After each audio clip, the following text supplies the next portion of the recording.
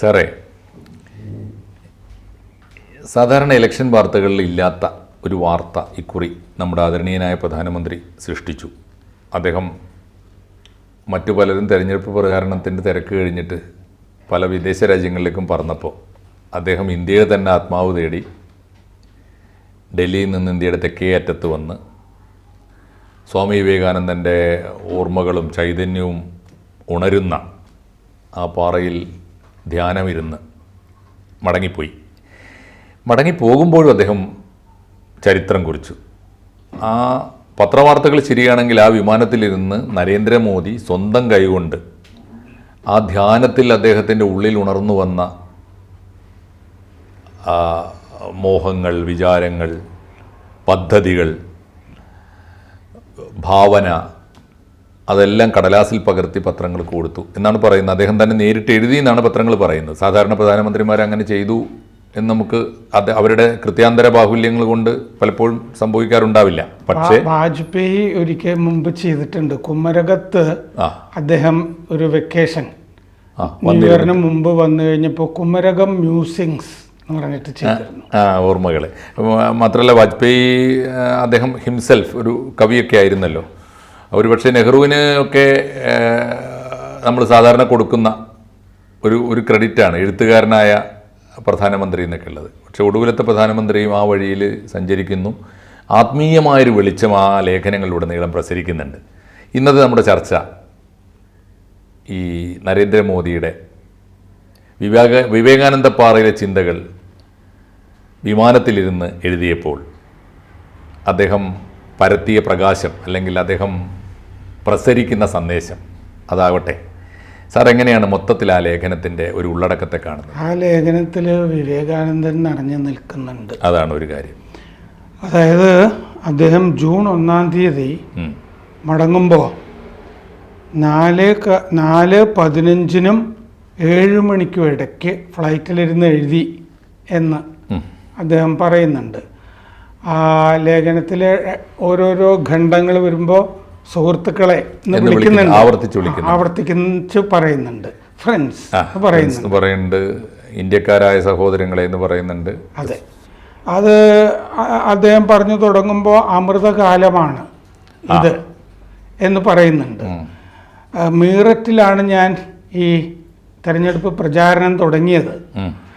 മീററ്റ് എന്ന് പറയുന്നത് 1857 സ്വാതന്ത്ര്യ സമരത്തിൻ്റെ തുടങ്ങിയ സ്ഥലമായിരുന്നു എന്നും പറയുന്നുണ്ട്. ഞാനിത് അവസാനിപ്പിച്ചത് സന്ത് രവിദാസിൻ്റെ സ്ഥലമായ ഹോഷിയാർപൂരിലാണ്, പഞ്ചാബിൽ പ്രചാരണം അവസാനിപ്പിച്ചത്. അപ്പോൾ അതിനൊക്കെ ഒരു ശരിക്കും ഡിസൈൻ ഉള്ള പോലെയാണ് തോന്നുന്നത്. മീററ്റിൽ തുടങ്ങി ഹോഷിയാർപൂരിൽ തീർക്കുക എന്ന് പറയുമ്പോൾ തന്നെ യാദൃച്ഛികമായ ഉദ്യോഗസ്ഥന്മാരുടെ ഡിസൈൻ അല്ല എന്ന് തോന്നുന്നുണ്ട്. അദ്ദേഹത്തിന്റെ തന്നെ വിഷൻ ഉണ്ടെന്ന് തോന്നുന്നു. ഒരു ചരിത്രവും ഉണ്ട്, പാരമ്പര്യവും പൈതൃകവും ഒക്കെയുള്ള. ഇപ്പോൾ ജൂൺ 9 സത്യപ്രതിജ്ഞ. അത് കഴിഞ്ഞിട്ട് കർത്തവ്യപഥത്തിൽ ഭാരത മണ്ഡപം എന്ന് പറഞ്ഞിട്ടൊരു, ഇപ്പോൾ ചൂടാണല്ലോ, അപ്പോൾ അകത്തൊക്കെ ഇരുന്നല്ലേ. അപ്പോൾ ഭാരത മണ്ഡപത്തിൽ ഒരു ലൈറ്റ് ആൻഡ് സൗണ്ട് ഷോ അന്ന് വൈകുന്നേരം നടക്കാൻ പോകുന്നുണ്ട്. നമ്മുടെ ഹെറിറ്റേജ് പൈതൃകം വെച്ചിട്ട് 10,000 പേരോളം ഉണ്ടാവും പങ്കെടുക്കാൻ. വിദേശ പ്രതിനിധികളൊക്കെ ഉണ്ടാവും എന്നും വായിച്ചു. അപ്പോൾ ശരിക്കും ഈ നമ്മുടെ പൈതൃകം നിറഞ്ഞു നിൽക്കുന്ന ഒരു സംഭവമാണ് വരാൻ പോകുന്നത്. ഈ ലേഖനത്തിലും അതിങ്ങനെ നിറഞ്ഞു കാണാം. മാ ഭാരതി എന്ന് കന്യാകുമാരിയെ പറ്റി പറയുന്നുണ്ട്. ശിവൻ എന്നെ പ്രാർത്ഥിക്കുന്ന കാര്യം പറയുന്നു. ഒരു പരാമർശം കൂട്ടത്തിൽ എനിക്ക് ഏറ്റവും ഇഷ്ടമായി തോന്നിയത്, ഏറ്റവും പ്രത്യേകതയായി തോന്നിയത്, ഞാൻ എൻ്റെ ധ്യാനത്തിലുടനീളം എൻ്റെ മനസ്സിൽ ഉണർന്നു വന്നത് ഇന്ത്യയുടെ എറ്റേണൽ ആൻഡ് കോസ്മിക് പവറാണെന്ന്. അതൊക്കെ പറയുന്നുണ്ട്. അത് അദ്ദേഹം പറയുന്നുണ്ട്. ഞാനീ ഇതൊക്കെ കഴിഞ്ഞപ്പോൾ, ഈ തെരഞ്ഞെടുപ്പ് ചൂടൊക്കെ കഴിഞ്ഞപ്പോൾ സാധനയിലേക്ക് വന്നിട്ട് ഈ മൊത്തത്തിൽ ഒരു എന്താ പറയുക, ശൂന്യധാരണ, ഇതൊക്കെ വിട്ടിട്ടുള്ള ഡിറ്റാച്ച്മെന്റ് ഉണ്ടല്ലോ, വൈരാഗ്യം എന്ന് സംസ്കൃതത്തിൽ പറയുന്നത്. പക എന്നുള്ള അർത്ഥത്തിലല്ല, ഇതിൽ നിന്ന് വിട്ടിട്ടുള്ള വിരക്തി. അങ്ങനെ ഉണ്ടാകുന്ന ഒരു ശൂന്യതയിലേക്ക് ഞാൻ വീണു എന്ന് അതിൻ്റെ അകത്ത് പറയുന്നുണ്ട്. ശരിക്കും ഒരു അദ്വൈതി സംസാരിക്കുന്ന പോലെയുള്ള ഭാഗമാണ് പറയുന്നുണ്ട്. അപ്പോൾ വിവേകാനന്ദനെ ഞാൻ ഓർമ്മിച്ചു. ഭാരതം എങ്ങനെ ആയിരിക്കണം എന്ന് അദ്ദേഹം പറഞ്ഞത് ഞാൻ ഓർമ്മിച്ചു. ഈ വിവേകാനന്ദ സ്മാരകം ഇവിടെ പണിതുയർത്തുന്ന ഏകനാഥ് റാനഡയുടെ കൂടെ ഞാൻ ഏതാനും ദിവസം ഇവിടെ ഉണ്ടായിരുന്നു എന്ന് പറയുന്നുണ്ട്. അത് പറയുന്നുണ്ട്. വേറൊരു ക്രോണോളജി സാറ് ശ്രദ്ധിച്ചോ? അതിനകത്ത് പറയുന്നുണ്ട് 1897 സ്വാമി വിവേകാനന്ദൻ ഒരു പുതിയ ഇന്ത്യയെ സ്വപ്നം കണ്ടു. കൃത്യം 50 കൊല്ലം കഴിഞ്ഞപ്പോൾ 1947 ഇന്ത്യക്ക് സ്വാതന്ത്ര്യം കിട്ടി. ആ ഭാഗം പറയാം. അതായത് വിവേകാനന്ദൻ, അത് ഞാൻ പിന്നെ വരാൻ വേണ്ടിയ വിവേകാനന്ദൻ നിറഞ്ഞു നിൽക്കുന്നുണ്ടെന്ന് തുടക്കത്തിൽ പറഞ്ഞു, ഒരു ക്രമത്തിൽ പറയാൻ. അപ്പോൾ ഇതൊരു ശക്തിപീഠമാണെന്ന് പറയുന്നുണ്ട്. കന്യാകുമാരിയുള്ളത് ത്രിവേണി സംഗമം ആണ്. അത് തിരുവള്ളുവരുണ്ട്, കാമരാജുണ്ട്, ഗാന്ധിയുണ്ട് അവിടെ പ്രതിമകളൊക്കെ ആയിട്ട്. ഇതൊക്കെ പറയുന്നുണ്ട്. അതുകൊണ്ട് ഇത് ഐക്യത്തിന്റെ ഒരു സംഗമസ്ഥാനം കൂടിയാണ്. നമ്മുടെ രാജ്യത്തിന്റെ ഐക്യത്തിന്റെ നേഷൻ ബിൽഡിംഗ് ഉണ്ടല്ലോ, രാഷ്ട്രം പണിതുയർത്തുക എന്നുള്ളത്, അതിൻ്റെയൊക്കെ കേന്ദ്ര സ്ഥാനമാണിത്. എന്നിട്ട് അദ്ദേഹം വിവേകാനന്ദനെ 1897 ആ കാലത്തെ വിവേകാനന്ദൻ പറയുന്നത് വാചകം ഉദ്ധരിക്കുകയാണ്. Every nation has a message to deliver. ഓരോ രാഷ്ട്രത്തിനും ഒരു സന്ദേശം നൽകാനുണ്ട്. എ മിഷൻ ടു ഫുൾഫിൽ, ഒരു ദൗത്യം നിറവേറ്റാനുണ്ട്. എ ഡെസ്റ്റിനി ടു റീച്ച്, ഒരു ലക്ഷ്യം എത്തിച്ചേരാനുള്ള ഒരു ലക്ഷ്യവും ഉണ്ട്. എല്ലാ രാഷ്ട്രത്തിനും ഒരു സന്ദേശമുണ്ട്, ഒരു ദൗത്യമുണ്ട്, ഒരു ലക്ഷ്യമുണ്ട്. 5000 വർഷത്തെ ഈ സംസ്കൃതി ഭാരതത്തിനുണ്ട്. ആശയങ്ങളുടെ പിള്ളത്തൊട്ടിലാണ് ഭാരതം, എ ക്രാഡിൽ ഓഫ് ഐഡിയാസ്. ഇവിടെ ഇതൊക്കെ രചിച്ചവര്, ഇതൊക്കെ ആശയങ്ങൾ ഉണ്ടാക്കിയവര്, അവരൊന്നും വ്യക്തിപരമായ ആവശ്യത്തിന് വേണ്ടി അല്ല അത് ചെയ്തിരുന്നത് എന്നതുകൊണ്ടാണ് ഈ ഉപനിഷത്ത് ശ്ലോകങ്ങളിലുമൊക്കെ മന്ത്രങ്ങളിലുമൊക്കെ ഇതം ന മമ എന്ന് പറയുന്നത്. ഇതെനിക്ക് വേണ്ടിയല്ലല്ലോ എന്ന് പറയുന്നത്. ഈ രാജ്യത്തിന് വേണ്ടിയാണല്ലോ ഞാൻ ഇതൊക്കെ ചെയ്തത്. സാർ പറഞ്ഞ പോലെ ഒരു വേദാന്തി വല്ലാതെ വന്നിട്ടുണ്ട് അതിൽ. എന്നിട്ട് സ്വാതന്ത്ര്യകാലത്ത് നമ്മൾ ഇത് മറ്റുള്ളവർക്ക് വേണ്ടി ആളുകൾ ജീവിച്ചല്ലോ, അതുപോലെയാണ് നമ്മൾ കോവിഡ് കാലത്തും ചെയ്തത്. നമ്മളെക്കാൾ ദരിദ്രരായ രാജ്യങ്ങൾക്ക് വേണ്ടിയൊക്കെ നമ്മൾ സഹായം ചെയ്ത കാലമാണത്. നമ്മുടെ ഭരണം എന്ന് പറഞ്ഞാൽ ലോകത്തിന് തന്നെ ഒരു ഭരണ മാതൃക നമ്മൾ ഉണ്ടാക്കിയിട്ടുണ്ട്. ഭാരതം നേരത്തെ തൊട്ടേ കഴിഞ്ഞ 10 കൊല്ലം കൊണ്ട് 25 കോടി പാവപ്പെട്ടവരെ ദാരിദ്ര്യത്തിൽ നിന്ന് കരകയറ്റി മോചിപ്പിച്ചു. ഡിജിറ്റൽ ഇന്ത്യ നമ്മൾ ആവിഷ്കരിച്ചു. G20 നന്നായിട്ട് നടത്തി. ഇനി നമുക്ക് കൂടുതൽ ഗ്രേറ്റർ ഡ്യൂട്ടീസ്, വലിയ കടമകൾ നിർവഹിക്കാനുണ്ട്. ലോകം നമ്മെ ഉറ്റുനോക്കുന്നു. സത്യമാണ്. വികസിത ഭാരതം ആണ് നമ്മുടെ ലക്ഷ്യം. അത് 2047 അങ്ങനെയാണെന്ന് അദ്ദേഹം പറഞ്ഞിട്ടുണ്ടല്ലോ. അതുകൊണ്ടാണ് ഞാനൊരു മുദ്രാവാക്യം മുന്നോട്ട് വെച്ചിട്ടുള്ളത്. Reform, perform, transform. പുനരാവിഷ്കരിക്കുക അല്ലേ? റിഫോം പുനരുദ്ധരിക്കുക, പെർഫോം നന്നായി പണിയെടുക്കുക, ട്രാൻസ്ഫോം മാറ്റി തീർക്കുക, മാറ്റിപ്പണിയുക. അതാണ്. അപ്പോൾ അടുത്ത മുദ്രാവാക്യം പ്രധാനമായിട്ടും അത് തന്നെയാണെന്നുള്ളതാണ്.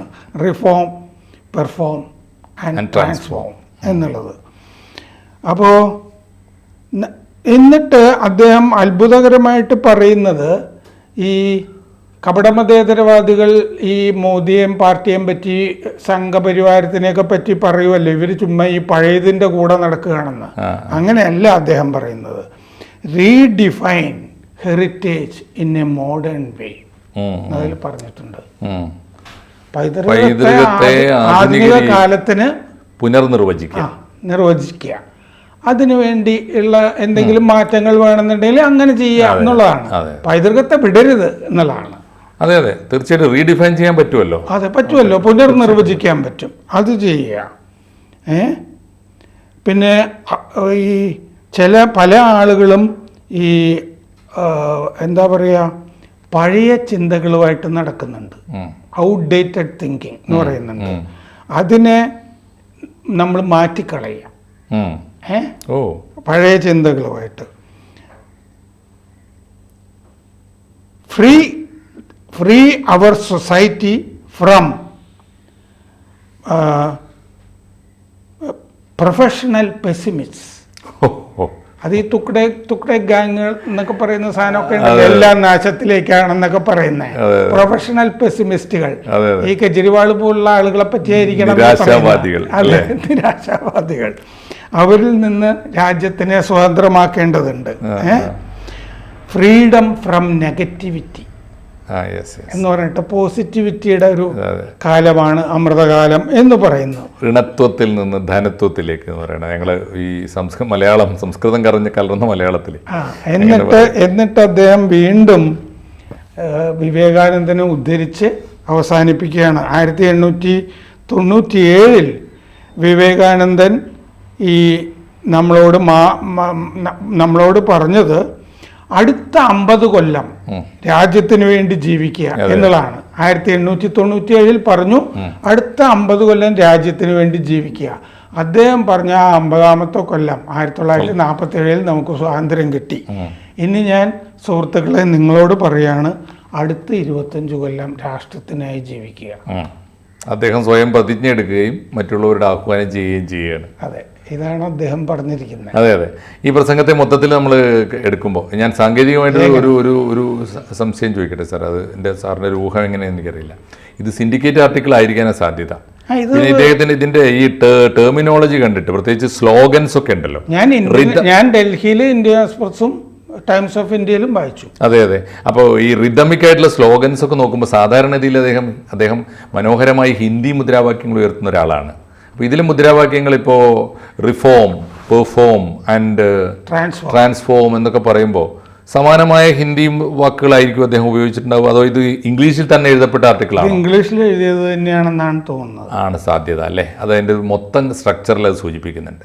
മാത്രമല്ല ഈ വിവേകാനന്ദ സാഹിത്യ സർവസ്വം വായിക്കുമ്പോൾ വിവേകാനന്ദൻ പറയുന്ന ചില കാര്യങ്ങളിലെ അതിനോട് സമാനമായിട്ടും എനിക്ക് തോന്നി. അതെ അതെ, വിവേകാനന്ദ നന്നായി ഡിപ്പെൻഡ് ചെയ്തു. ഉത്തിഷ്ഠത, ജാഗ്രത, പ്രാപ്യവരാൻ നിബോധത എന്നൊക്കെ പറയുന്നത് പോലെ അതിൻ്റെയൊക്കെ ഒരു അനുരണനമൊക്കെ ഈ പെർഫോം, ട്രാൻസ്ഫോം എന്നൊക്കെ പറയുമ്പോൾ വരുന്ന പോലെ. കാരണം അവിടെ ഈ ധ്യാനത്തില് വിവേകാനന്ദൻ വന്ന് നിറഞ്ഞു കാണണമല്ലോ.